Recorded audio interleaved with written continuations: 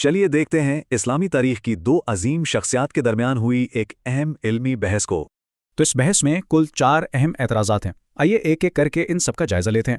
سب سے پہلا اور سب سے سنگین اعتراض ہے کذاب ہونے کا، یعنی حدیث گھڑنے کا الزام۔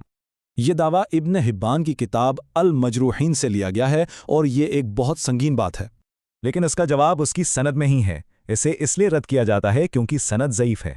اور اصول یہ ہے کہ اگر راوی ہی مجہول ہوں تو روایت کی تصدیق نہیں ہو سکتی۔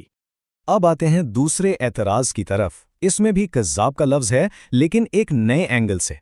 ایک اور کال پیش کیا جاتا ہے جس میں کہا گیا کہ محمد جہمی کذاب ہے۔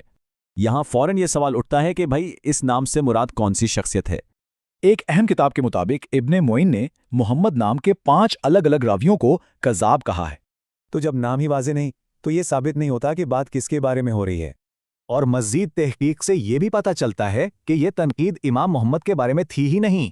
تیسرے اعتراض میں ضعیف کی اصطلاح استعمال ہوئی ہے، یعنی کمزور۔ یہاں امام محمد کو ایک ضعیف راوی کہا گیا ہے، جو علم حدیث کی ایک ٹیکنیکل ٹرم ہے۔ اس کے جواب میں کہا گیا کہ یہ جرح غیر مفسر ہے، یعنی بغیر وجہ بتائے تنقید۔ تو جرح اور تعدیل کا سیدھا سا اصول ہے، بغیر وجہ بتائے تنقید قبول نہیں کی جاتی۔ چلیں آخری اعتراض کو دیکھتے ہیں، جس کا تعلق ایک خاص عربی جملے کے مطلب سے ہے۔ کہا جاتا ہے کہ امام ابن معین نے امام محمد کو لیسا بشیء کہا۔ لفظی مطلب ہے وہ کچھ نہیں۔ اگر یہاں پر کانٹیکس سب کچھ ہے، امام ابن معین کے لیے اس جملے کا ایک خاص ٹیکنیکل مطلب تھا۔ اس کا مطلب صرف یہ تھا کہ اس شخص نے بہت کم حدیثیں روایت کی ہیں، کردار پر کوئی تنقید نہیں۔